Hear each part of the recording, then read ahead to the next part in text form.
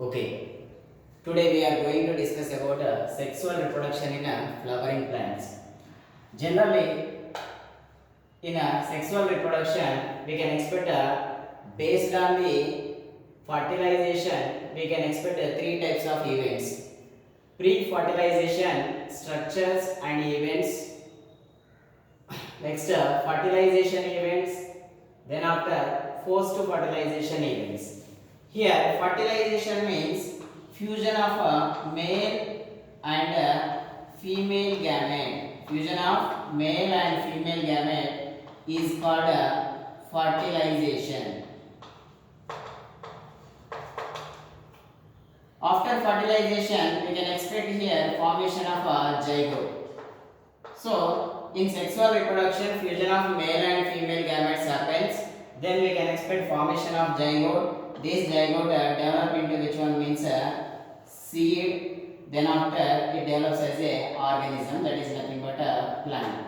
But here you need to understand, for ease of understanding, here total reproduction is divided into three phases. Pre-fertilization, structures and events. Means before fertilization, the events which will take place, that events are discussed in this first phase. So that's why here we call it as a pre-fertilization, structures and events. Second one, fertilization events. Means during fertilization, the events which will happen, all that events are discussed here. After fertilization, the events which will take place, that events are discussed in this post-fertilization events. So, to understand these all events, first of all, we need to discuss about the structure of a sexual organ in plants. What is a sexual organ? Means here the sexual organ is a flower. Means a reproductive organ in angiospermic plants is which one? Flower. If you see the structure of flower, in flower we can expect mainly two parts. In flower we can expect mainly two parts. One is essential parts, another one is non-essential parts. Essential parts means especially they require for reproduction. That parts are called here essential parts. Means without these parts we can't expect sexual reproduction. That parts, if we see here, essential parts are androecium and gynoecium. Androecium is a male reproductive part. Gynoecium is a female reproductive part. We know that gynoecium exists at the center of the flower, and next we can expect presence of androecium. Next, remaining two parts are which one means non-essential parts. In that one is calyx and another one is corolla. Calyx and corolla. If calyx and corolla are absent, there is no problem for sexual reproduction. But if any one of the reproductive part, that is nothing but gynoecium or androecium is absent, what we can expect is there is no achievement of reproduction. So that's why these two parts, which one, androecium and gynoecium, are considered as essential parts, and these two parts, which one, calyx and corolla, are considered as non-essential parts. Here, calyx, when flower is in bud condition, at that time all floral parts are covered with calyx, and they are generally green in color. Green in color, and they provide which one means protection. Calyx is made up of with which one means sepals. Calyx is made up of with which one? Sepals. And corolla. Corolla is the second whorl, generally insect pollinated flowers. Especially in insect pollinated flowers or zoophily following flowers, they attract insects with the help of which one means corolla. Corolla is made up of with which one means petals. Petals are the smaller units in which one? Corolla. These petals are brightly colored. In most of the plants, petals are brightly colored and they attract insects to facilitate which one means pollination. To facilitate pollination, brightly colored petals are present in insect pollinating flowers, and they attract insects. This is regarding which one means non-essential parts. Now we need to discuss about which one means pre-fertilization structures. Pre-fertilization structures completed. In that now we are going to discuss about which one is gametogenesis. Gametogenesis is a one of the event. Gametogenesis is a one of the event. In that we can expect microsporogenesis means male gametogenesis. Megasporogenesis means female gametogenesis means production. Male gametogenesis, female gametogenesis. These two events have to happen, because when these two events happens, then only we can expect here fusion of which one? Male and female gamete. Without formation of gametes, we can't expect fertilization now. That's why first of all we need to discuss about which one? Formation of these gametes. Which gametes? Male gamete as well as female gamete. So this process is called here male gametogenesis and female gametogenesis. We can say here male gametes are small in structure. That's why we can say microsporogenesis. Female gametes are large in structure. That's why we can say here megasporogenesis. Based on the structure, we are calling them as micro and mega. Right. Now we are going to discuss about microsporogenesis. Before going to discuss about microsporogenesis, we need to understand about the structures of which one? Essential parts. What are essential parts? Androecium and gynoecium. Androecium is a male reproductive part. It is composed with stamens. Androecium is a male reproductive part. It is composed with which one? Stamens.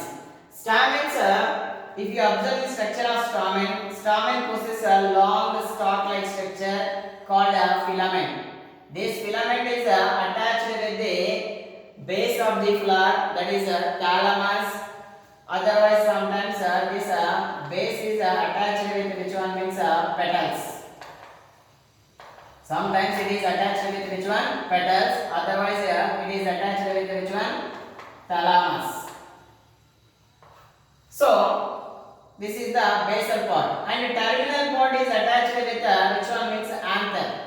Anther is which one means enlarged structure or solid structure.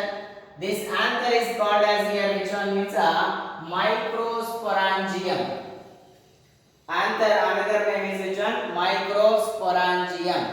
This microsporangium or anther structure, if we observe, we can observe two lobes. This is one lobe and here it is another lobe. How many lobes are present? Generally in anther means two lobes are present. In each lobe we can expect a presence of two thecas. If you dissect this anther in transverse manner, we can see tetragonal structure. We can see tetragonal structure like this. Four corners we can expect. This is 1, here 2, 3 and 4. This is a tetragonal structure. When we dissect anther in a transverse manner, we can see like these 4 corners. In each corner we can expect a presence of a theca. In each corner we can expect a presence of which one? Theca.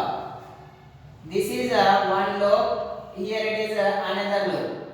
In each lobe, how many thecas we are expecting means 2 thecas we are expecting. So, how many lobes we are expecting? 2 lobes. That's why we can say bilobed anther. Each lobe is 2 thecas. So, how many thecas in each lobe is 2 thecas now. So, that's why we can say dithecus. Dithecus bilobed anthers.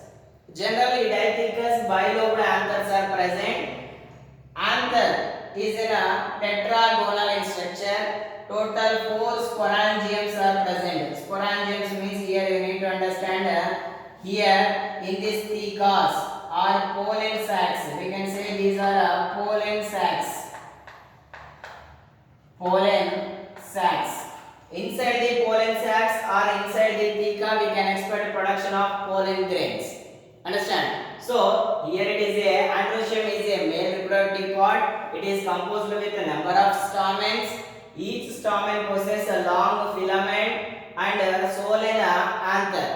If we observe the anther, generally it is bilobed dithecous. It is observed in most of the plants in this manner only. In which manner? Bilobed and dithecous condition. But in a hibiscus, we can expect a presence of a single lobe. How many lobes are present means only single lobe is present. This lobe possesses two thecas, but we can say here it is a monothecous anther or monolobed anther. What we can say? Monolobed anther. In which plant we are expecting it is hibiscus. In hibiscus we are expecting only single lobe. Okay, right. Like this here we are expecting structure of androecium. Then gynoecium. Gynoecium is called as here pistil. It is composed with carpels. It is composed with carpels. All carpels possess three parts. One terminal part, that is a stigma. Between stigma and ovary, long stalk-like structure is present. That portion is termed as here style. And the swollen structure at the base of the flower we can expect that is which one means ovary. Inside the ovary we can expect a presence of ovules. We can expect presence of which one? Ovules. Here these ovules are female gametophytes are produced inside the ovules. Inside the ovules, female gametophytes are produced. Means a megaspore is produced inside the ovules. Understand? So stigma, style, ovary, these three parts are present in each carpel. Okay. If carpels are fused,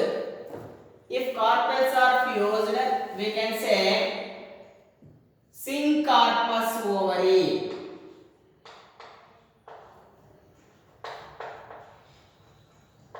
Syncarpous ovary. Syncarpous ovary means carpels are fused in condition. Carpels are fused in condition. If carpels are not fused, then we can say apocarpous. Apocarpous ovary. Example for apocarpous ovary: lotus.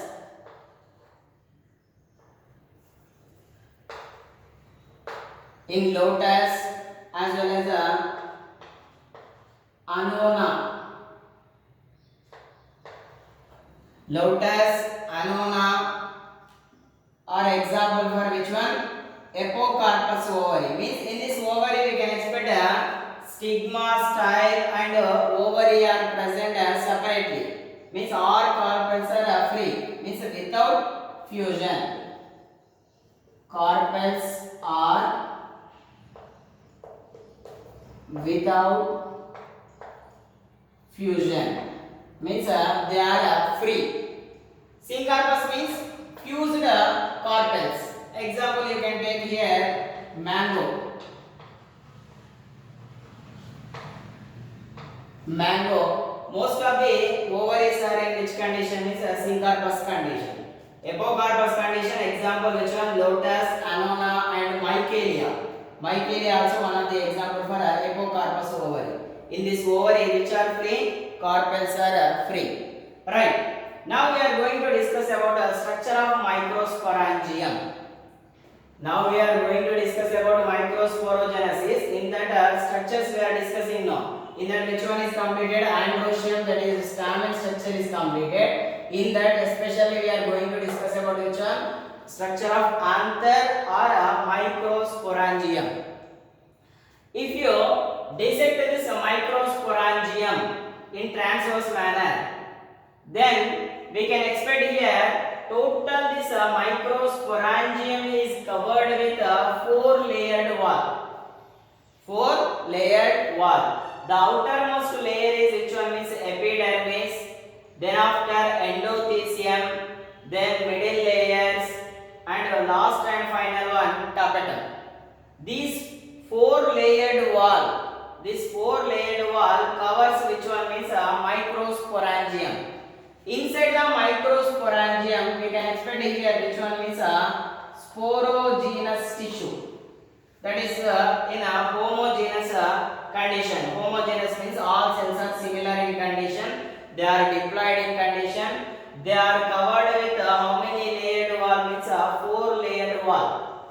Outermost layer, that is epidermis, it is a uniseriated condition. Cells are rectangular, uniseriate condition. Uniseriate means around this anther we can expect only single layer. But where picas are joined at that region, cells are large in size. Cells are large in size and cell wall is thin. Thin cell wall is present. When anther get maturity, at that time we can expect here dehiscence of anther. Dehiscence of anther means we can expect here breaking. Where we can expect break means between two picas. Especially this outermost layer epidermis possess which one? Thin cell wall consisting cells. They are large in structure. Due to dehydration, these cells get disassociate. These cells get which one? Disassociate. Due to disassociation, we can expect here breakdown.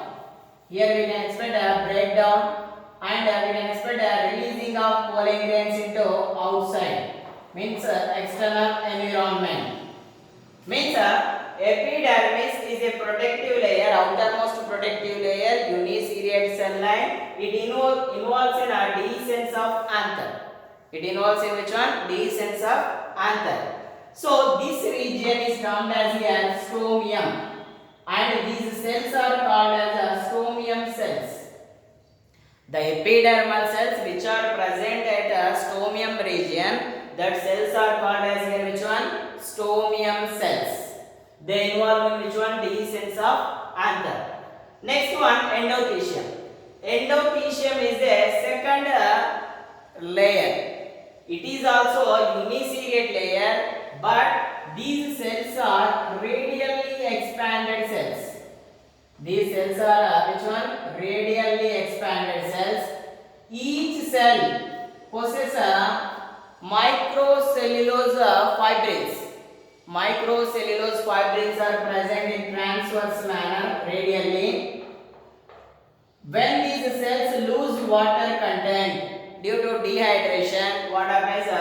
These cell walls are pulled towards the outer environment. So that's why we can expect here shrink in the size of the cell. Shrink in the size of the cell. Due to that, we can expect a dehiscence of anthers. Epidermis and endothelium, both layers involving which one? Dehiscence of anther. Even middle layers also, we can expect here 2 to 3 layers. 2 to 3 layers of which one? Middle layers. These middle layers also involving which one means dehiscence of anther. Means epidermis, endothelium, middle layers. These 3 layers are involving in which one? Dehiscence of anther. Next, last and final innermost layer, that is tapetum. This tapetum possesses a uniseriate line. Each cell possesses more than 2 nuclei. More than 2 nuclei. So it is a sinusoidal in condition. More than 2 nuclei is present, and abundant food reserves are present. Next, inside the tapetal cells, we can expect presence of pro-ubised bodies. Pro-ubised bodies.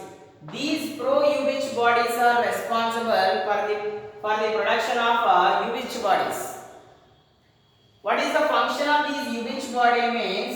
This UH body forms which one sporopollenin consisting exine layer around the pollen grain.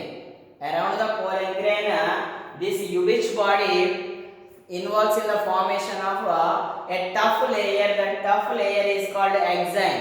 It possesses which one means sporopollenin. So like this tapetum provides which one nourishment also. It possesses more than one nuclei, means a multinucleate condition is present. These cells possess high food reserves and they provide nourishment for the production of which one? Pollen grains. Means for sporogenous tissue, this tapetal tissue provides which one means nourishment for the production of which one? Pollen grain. Right.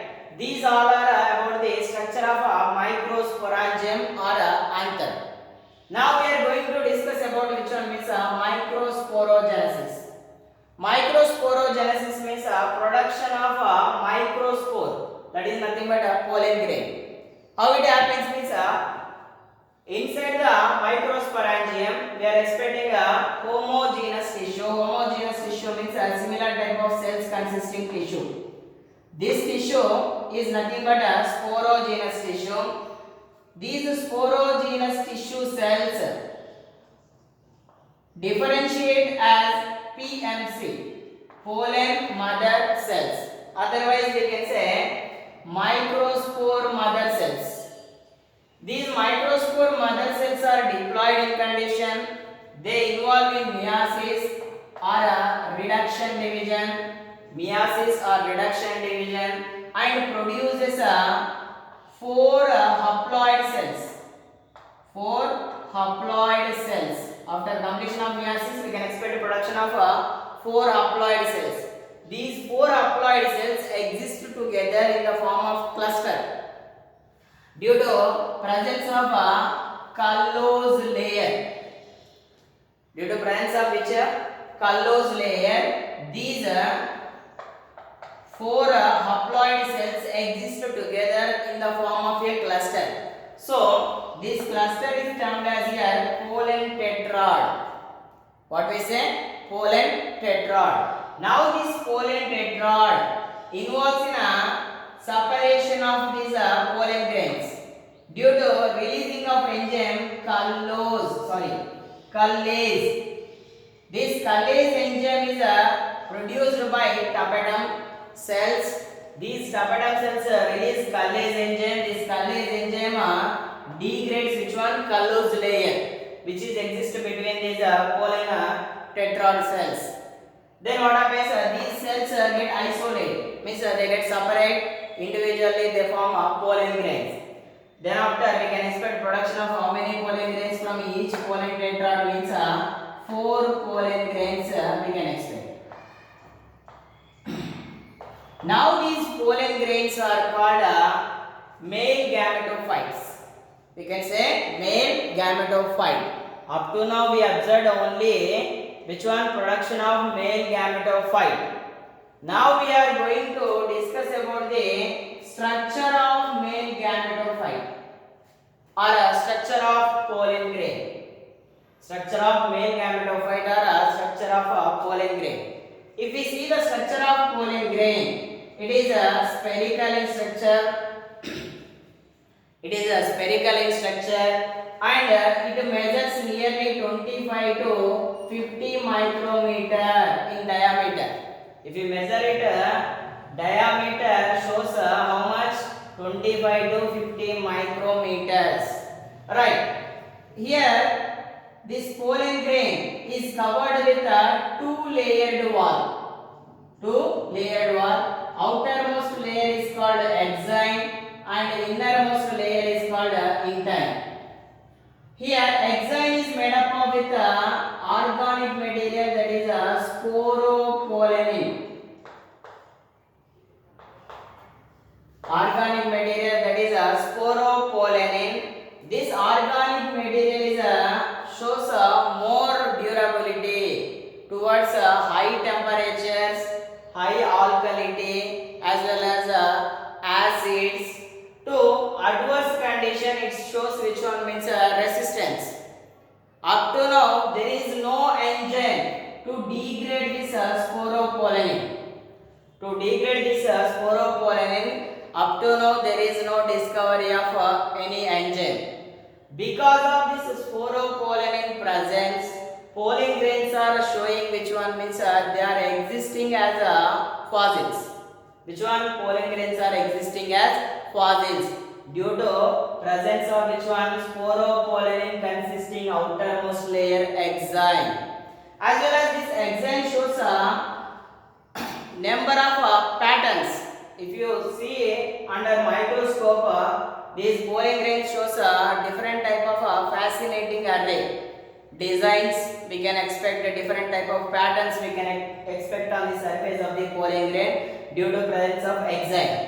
This enzyme is not covered around the pollen grain totally. It forms a discontinuous layer.